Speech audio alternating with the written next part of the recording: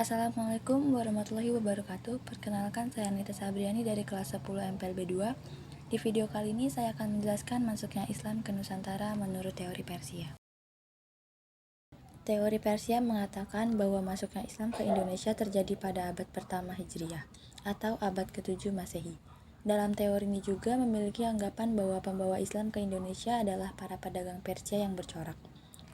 Adanya teori ini mendapat dukungan dari berbagai perpustakaan Iran. Para sejarawan menyebutkan bahwa negara Indonesia yang dulunya bernama Kepulauan Nusantara dianggap sebagai negara yang sangat cocok untuk dijadikan daerah pelaksanaan dakwah dan daerah untuk melakukan perdagangan Persia.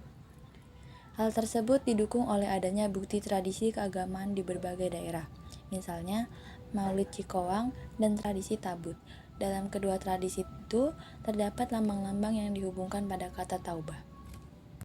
Berbagai tradisi di sebagian wilayah masih mendekati tradisi Syiah, meskipun sering ditepis.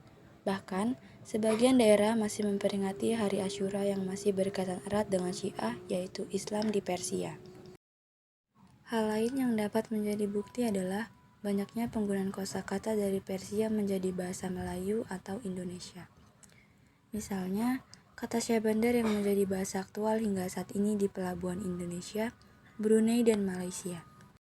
Selain itu, kantor Kedutaan Besar Iran yang berada di Jakarta juga pernah mengeluarkan buku yang membahas bahasa Persia dalam perbendaharaan resmi maupun prokem dalam bahasa Indonesia. Teori Persia bukan hanya sekedar teori saja. Teori masuknya agama Islam menurut teori Persia juga memiliki bukti mutlak. Bukti masuknya agama Islam ke Indonesia menurut teori Persia antara lain sebagai berikut. 10 Muharram. 10 Muharram disebut sebagai hari Asyura. Istilah ini berasal dari kata Asyr yang dalam bahasa Arab berarti 10. Artinya Asyura adalah hari ke-10 bulan Muharram penanggalan kalender Hijriah. Upacara Tabuik. Tabuik adalah perayaan lokal dalam rangka memperingati Asyura, gugurnya Imam Hussein cucu Muhammad, yang dilakukan oleh masyarakat Minangkabau di daerah pantai Sumatera Barat. Festival ini termasuk menampilkan kembali pertempuran Karbala dan memainkan drum tasa dan dol. Ajaran. Adanya bukti kesamaan dalam ajaran Sufi yang dipercaya serta dianut oleh Syekh Siti Jenan. Syekh Siti Jenan sendiri merupakan salah satu ulama Sufi Indonesia yang berasal dari kota Jepara. Sufi Irannya memiliki aliran Al-Hajjaj. Batu nisan. Persamaan batu nisan milik makam Malik Al-Sahih dengan makam Maulana Malik Ibrahim dikarenakan daerah sekitar Gujarat bercampur dengan pengaruh dari Persia. Kosakata. Kesamaan kosakata antara bahasa Persia dengan bahasa Melayu itu membuktikan bahwa adanya penyerapan bahasa Persia menjadi beberapa kosakata untuk bahasa Melayu ataupun bahasa Indonesia. Yang terakhir adalah laran. Adanya perkampungan Leren atau Laran di Giri, daerah Gresik. Leren adalah nama salah satu penduduk teori ini, yaitu Umar Amir Hussein dan Hussein Jayadiningrat. Hussein Jayadiningrat lahir pada 8 Desember 1886. Beliau adalah sejarawan, sastrawan, dan ilmuwan Sunda. Ia merupakan salah seorang sarjana pribumi pertama di Hindia Belanda dan sekaligus pribumi pertama yang menerima gelar akademik tertinggi yaitu doktor. Umar Amir Hussein juga meyakini orang-orang Persia sudah masuk Indonesia di abad ke-7 Masehi. Kelebihan dari teori Persia. Persebaran agama Islam melalui teori Persia memberikan keuntungan untuk Indonesia berupa penyerapan budaya serta kosakata dari Persia. Penyerapan kebudayaan seperti bentuk batu nisan dan beberapa upacara yang dilakukan di Persia sangat-sangat bermanfaat serta menambah kebudayaan di Indonesia. Kelemahan dari teori Persia. Semua teori tentang bagaimana cara masuknya agama Islam ke Indonesia tentulah memiliki kelebihannya masing-masing. Begitu pula dengan teori Persia. Kelemahan teori Persia adalah teori ini masih sangat minim akan bukti yang dapat membuktikan dengan mutlak. Teori Persia masih membutuhkan banyak bukti-bukti lainnya sama seperti teori lainnya. Selain itu, adanya fakta lain mengenai waktu berkembangnya agama Islam di Indonesia.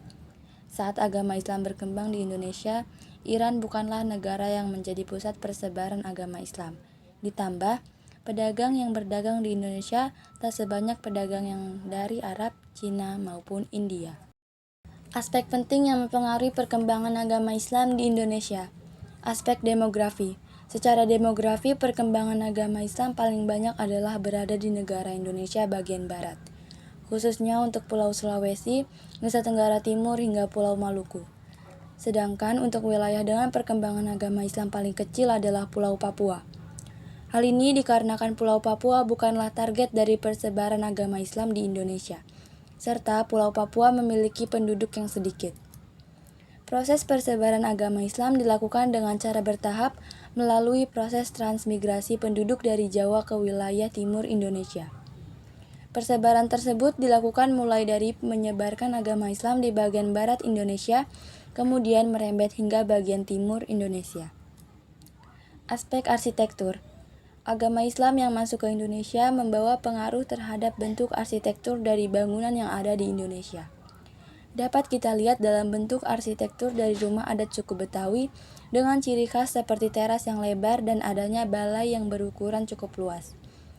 Balai yang luas biasanya digunakan sebagai tempat berdakwah, berceramah, dan lain-lain yang berhubungan dengan ajaran agama Islam. Aspek politik. Masyarakat di negara Indonesia ini mayoritas memeluk agama Islam. Tentunya untuk politik, tidak akan lepas dari pengaruh agama Islam pula. Indonesia pun juga memiliki sikap solidaritas, layaknya negara-negara Islam lain di dunia ini. Sikap ini membuat negara-negara tersebut tidak sungkan untuk membantu dan bekerja sama di semua bidang dengan tujuan tercapainya kesejahteraan. Di Indonesia sendiri juga masih berdiri partai-partai Islam dan bahkan partai-partai tersebut berkembang dengan sangat baik dan pesat. Selain partai, ternyata juga ada banyak organisasi-organisasi besar agama Islam yang ada di Indonesia, beserta dengan adanya berbagai macam aliran agama Islam lainnya. Sampai sini dulu penjelasan dari saya, kurang lebihnya mohon maaf. Wassalamualaikum warahmatullahi wabarakatuh.